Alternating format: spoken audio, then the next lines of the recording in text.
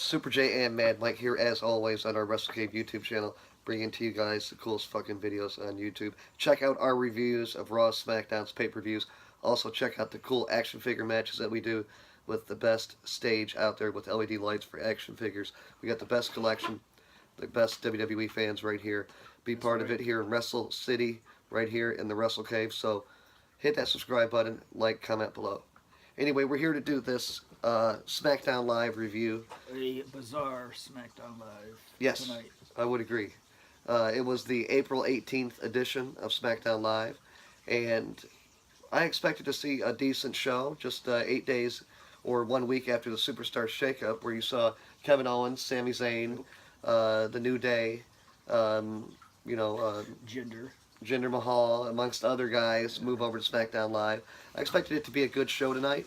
On Raw last night, I really wasn't overwhelmed. I thought it wasn't that good of a show. I gave it a 6, and you gave it a 5. Yeah, I think I gave it a 5. I wasn't really happy with it. Me either. I was happy with SmackDown tonight, mainly because most of their new talent that they received in the Superstar Shakeup, they made promos for the guys, or they had big things to do on the program tonight. You know what I mean? Some of the guys that moved to Raw from SmackDown Live, you saw those guys on Raw last night, half of them weren't even on the show. You know, some of them were in backstage segments. You know what I mean? Barely on TV for 15 seconds. Rhino fucking spraying some cheese whiz on some crackers. You know what I mean? But, good, though. you know, SmackDown Live, obviously they're a better, you know, written show. Whoever's writing SmackDown obviously is doing a good job. Yeah. You know what I mean? And they're definitely using all their talent that they got wisely.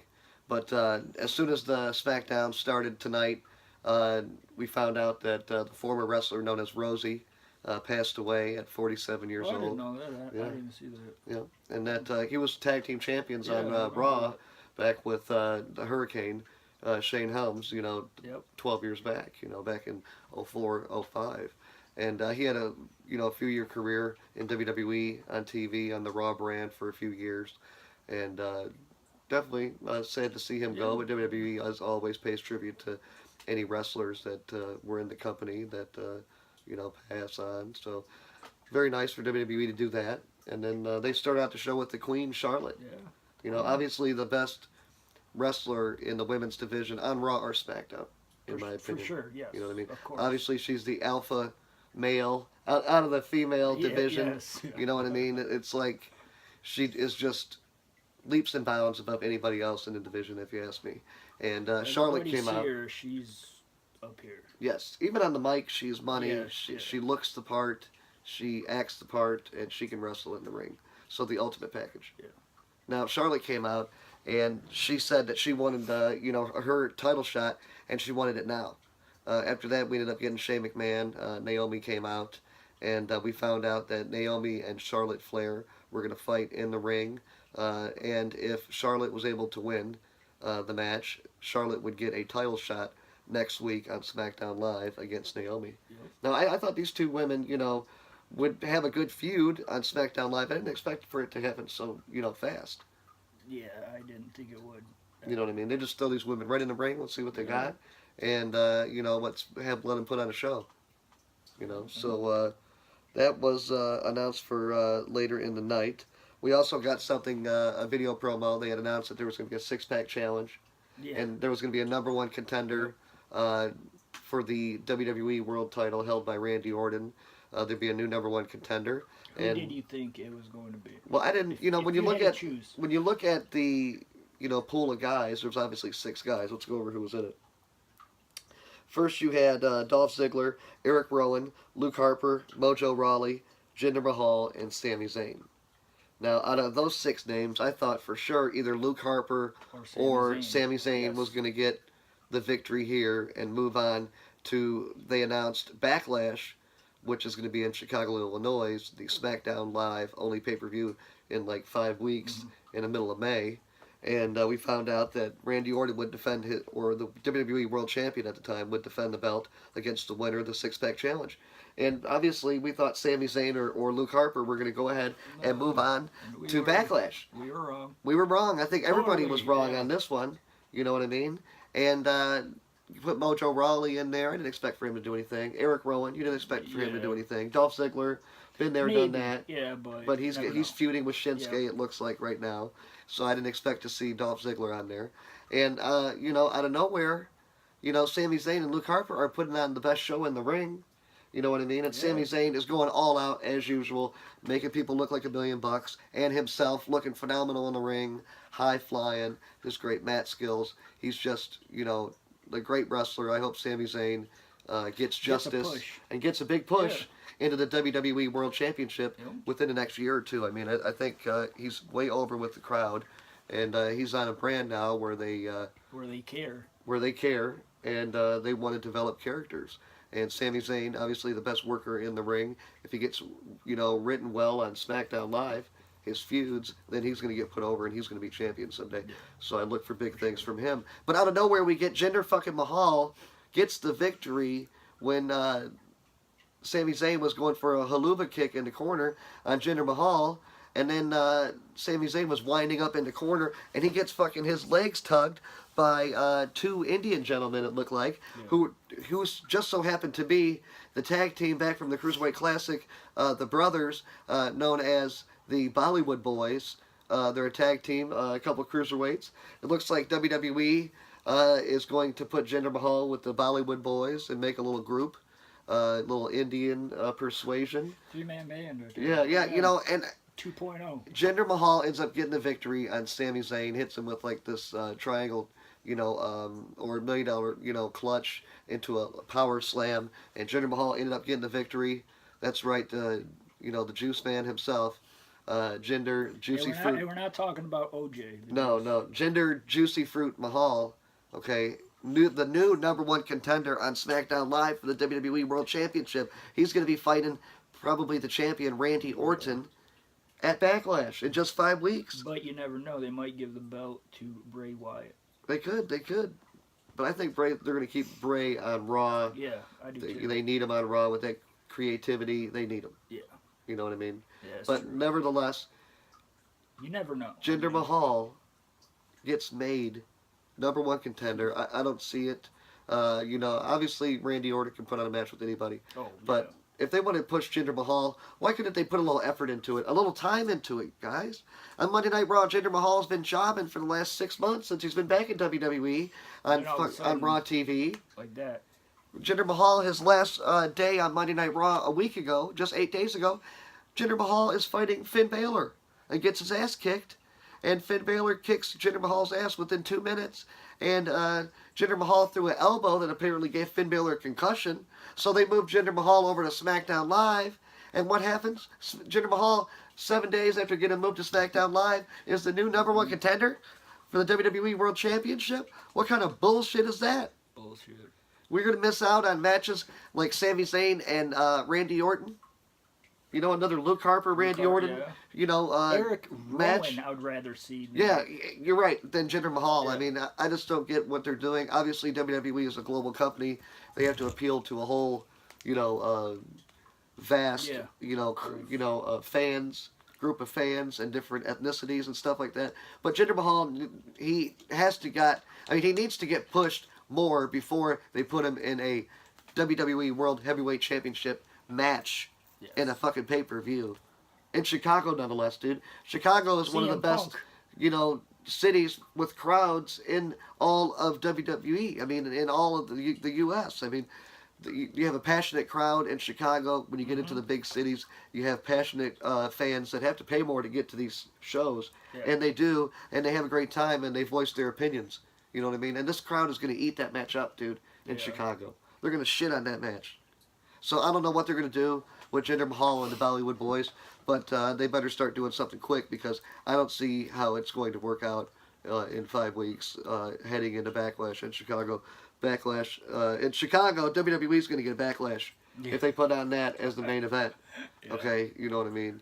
So, you know, we'll go ahead and skip that. But after that, we get another video announcement for Shinsuke Nakamura. Another promo video for Shinsuke. Isn't that great? Yeah. Can't we see it wrestle? Exactly. You know what I mean? It's been the third Smackdown now since WrestleMania, and Shinsuke debuting just for an entrance 2 straight weeks, and now he gets a video promo. Put the guy in the ring. Yeah. You know what I mean? Put him up against some nobody jobber from a locally wherever they're fighting on SmackDown Live, and put him in the ring. Let Shinsuke hit him with that Kinshasa, and you know what I mean? Everybody will fucking go home happy. I keep hearing that Shinsuke's fighting the dark match for the people that are in attendance live against Dolph Ziggler, but they're not putting Shinsuke on TV in any big matches. We just have to watch bullshit like Jinder Mahal, you know? Jinder Juicy Fruit Mahal on TV getting fucking main event pushes and WWE World Heavyweight Championship title matches at Backlash. It's bullshit. It's ridiculous. They better have some good matches on Backlash. I'm expecting Owens and Styles to fight for the United States Championship. That should be the main event. That should be the main event. Maybe they'll close it with that. Maybe because they can't close the show with Randy Orton and Jinder Mahal and the Bollywood Boys. No. I mean, I'm sure Randy Orton's going to throw some sweet RKOs out of nowhere, but they can't close the show with that. No, they can't. They can't do that, guys. After that, you see backstage Renee Young is talking with AJ Styles, and out of nowhere, AJ's talking about how he's the man, he's the face that runs the place, and he's the new number one contender for the United States Championship. And out of nowhere, Baron Corbin comes in. They get into a little bit of an argument, and Baron Corbin said he's the reason, AJ's the reason why Baron Corbin isn't going after the United States Championship right now. And AJ challenged Baron Corbin to a match later in the night, and Baron Corbin accepted. And what we got was a main event between AJ Styles and Baron Corbin. Yeah. We'll talk about that in a couple minutes, but I was happy to see that. Yeah. You know what I mean? AJ Styles, obviously, anytime you get him in the ring, it's must-see. It's phenomenal. Yes, it is. And Baron Corbin, one of the big young guys in WWE. Good to see those two guys in the ring together. Obviously, they're making AJ Styles a good guy. Yeah, it looks like it. And it looks that way. To be honest with you, AJ might be, within the next 6 months, by WrestleMania 34, he might be the most over talent they have on the WWE roster. For sure. I'm sure he's going to be selling big-time merchandise. Bigger than John Cena. I'm sure he might go up to that level, yeah. Which hasn't been seen in a little bit, but we'll see how that is. Charlotte and Naomi, that match ended up happening, and it was a good match. Yeah, it was. You know what I mean? We both watched it. We expected good things. Obviously, Naomi can go in the ring, and she's worked, on her craft for the last few years. So has Charlotte coming up from NXT, and just a good match on SmackDown Live. Again, I thought they would have saved it a little bit longer to at least a pay-per-view before they put these two girls in one-on-one. But Charlotte and Naomi fought. Charlotte ended up getting the win with the natural selection after about 6-7 minutes. And Charlotte, next week on SmackDown Live, gets a shot at the WWE SmackDown champion, Naomi, and her title. So the title's going to be on the line next week on SmackDown. Yep. I don't know if Charlotte's going to get the title this quick, but you never know. You never know. I mean, she is the queen, bro. Yeah, she is. You know what I mean? So if anybody got screwed in the Superstar shakeup, I thought it was Charlotte. Yeah. Charlotte deserved to be on Raw, the flagship show with the best female in-ring competitor they got, and I just thought WWE fucked up. Yeah, they fucked up. It was a disservice to her putting her on SmackDown, but we'll get over it. But American Alpha ended up getting a tag team match up next against Epico and Primo of, formerly known as the Shining Stars, the Cologne. But they're fighting as a tag team. They're a tag team that can do stuff in the ring. They just have never had a good gimmick. They've had like 5 or 6 gimmicks now. They've been Los Matadores. They came out with a little bull. They've been the Shining Stars of the Caribbean. Handing out fucking timeshares, trying to sell timeshares in the fucking Caribbean. You know what I mean? And now they're just back to just an old school wrestling tag team, and I like that because SmackDown Live isn't no bullshit. Just get down in the ring. Let's see some good tag team matches. But American Alpha and Shining Stars had a good match in the ring. Yes. I didn't see, it wasn't a pay-per-view quality. There wasn't any big spots that you would see from American Alpha with that big, Bulldog Frankensteiner off the top, or, any of the crazy moves that American Alpha does. But the Shining Stars ended up getting the victory with, who was it? Epico ended up getting a damn kick in the face. Yeah, Epico ended up, kicking Jason Jordan in the face, and ended up getting the roll-up for the victory. But American Alpha, man, it doesn't seem like they're really getting... Like I said, this week's SmackDown It was like the Twilight Zones a little bit. You know, Yes, it was just yes. all over the place. Yes. You know what I mean? It was everywhere. Yeah. But American Alpha, obviously they're a great tag team They are. in the ring, but they need to get some new entrance music or something like that. They need to be hyped up when they come out. You know what I mean? We all know they can wrestle great, but the fans, they need to give some fireworks. They need to get something because they need it. You know what I mean? do. They have great wrestling skills, but they don't have that it factor that I see right now. In WWE, I don't want them to lose faith in American Alpha yet. Not yet. You know what I mean? So let's do something with their entrance, maybe a little pyro involved or something like that. Let's get us a little bit more excited Something, for American yeah. Alpha. You know what I Yeah. mean? So that's what I'm thinking. Obviously, two great talents in the ring. But after that, we had the first ever Face of America Open Challenge with the Face of America, It was amazing. the United States champion, Amazing. Kevin Owens, ended up fighting Gary Candy, a local independent wrestler. And Kevin Owens beat the shit out of him, hit him with a pop-up power bomb after about 90 seconds. Mid-air looked like. Yeah, and this, Gary Candy, this jobber, ended up jumping too quick for this pop-up power bomb. He's in midair. Kevin Owens somehow grabs him, cradles him, and still drops him with a power bomb. You gotta watch the replay, guys. He really caught him in midair and threw him down for that pop-up power bomb. It was pretty damn awesome. But after that, we ended up finding out that Kevin Owens was going to hang out at ringside at the commentary team for some commentary right after the main event. And as you know, the main event was AJ Styles against Baron Corbin. And it was definitely a match I wanted to see. Yeah. AJ Styles, he's obviously going to fight some new, fresh faces now because he's not a heel anymore. Yeah. He's a good guy. So AJ Styles in the ring with a big guy like Baron Corbin. You expected some good TV in the main event on SmackDown Live. Oh yeah. And that's what we got. The guys went back and forth in the ring. Baron Corbin knows one big motherfucker. He is, dude. He's like 6'8", 6'9", and he's quick in that ring, Yeah, man. He very runs quick. around. He used to be, part of the football team. I forgot what NFL organization. I think it was just on a practice squad or something, but still, he's just a great athlete. Yeah. He's fast in and outside of the ring, and he hit him with the deep six. Went for the end of days on the outside. He was going to do the end of days right on the outside in front of Kevin Owens, who was ringside at the commentary table. And then AJ flipped out of the end of days, and then Tried to go into a. well, he hit him with the Enziguri, and then AJ tried to get him into Styles Clash, and he turned towards Kevin Owens, and he was about to get Baron Corbin up for the Styles Clash, and then Baron Corbin got him up for a backdrop reversal, but then just like held him a couple feet and then threw him back all the way into Kevin Owens. It was pretty hilarious. I was telling you during the match, I didn't like how Baron Corbin was being rough with my boy, man, AJ Styles. I didn't like that. I'm sure Vince McMahon. AJ will be alright. I'm sure Vince McMahon gave him an earful, bro. You know what I mean? I'm sure. Ain't nobody's gonna fuck with Vince's gem, dude. Baron Corbin, he hurts AJ Styles and puts AJ Styles out for a year or two. Baron Corbin's gonna be out of a job. Yes, exactly. He's gonna be in TNA. You know what I'm saying? Or Impact Wrestling, or yes, whatever the fuck it's called, or he'll go over to New Japan or whatever. But he ain't gonna be wrestled on SmackDown Live. I'll tell you that. No. If everybody wants to keep their job on SmackDown Live, if you get in the ring with AJ Styles, you better make sure AJ walked out as he walked in. You know what I'm saying? Fine. Perfectly fine. Yeah. You know what I'm saying? Yeah. But overall, I give this SmackDown Live a 5 out of 10. I give it the same. You give it a 5 too. It wasn't a great. special It show. Was, like I said before, it was just bizarre. It was bizarre. I thought the six-pack challenge wasn't.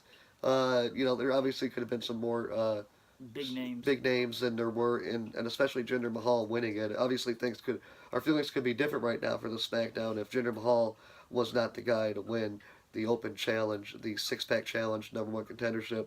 But overall, SmackDown did do what they wanted to do. They got the fresh new faces. They did. They got them on TV with TV promos or interviews or else, in-ring, work. So overall, SmackDown was a 5 out of 10. It was serviceable, watchable, but could have been much better. Yeah, sure. As always, SmackDown, they usually put on good television, so I'm expecting next week to be pretty good. And next week, we know one match already. It's Charlotte versus Naomi, Yep. for the SmackDown Women's Championship. So that should be a good match, and we'll see what happens. One thing that I want to see SmackDown do is just, they've got to put Shinsuke Nakamura in the ring, Yes, They've got to put for sure. Ty Dillinger in the ring. I felt like we only saw half the roster tonight. Yeah, we didn't. You know, we didn't get to see their whole roster tonight.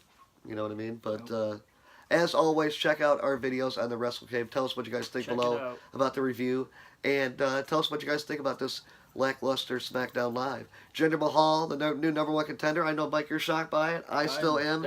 And we're still going to be shocked all the way through Backlash in mid-May. So, you know, as always, check out our reviews. We'll get back to you guys. As always, WWE Payback coming up in 13 or 12 days. Bray Wyatt, Randy Orton, Samoa Joe,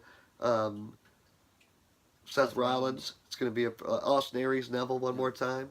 Bayley versus Alexa Bliss. It's going to be a good show, and we'll see what happens.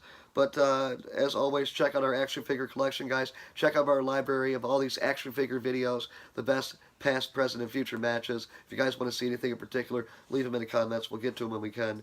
And peace the fuck out. Super J and Man Mike, Wrestle Cave.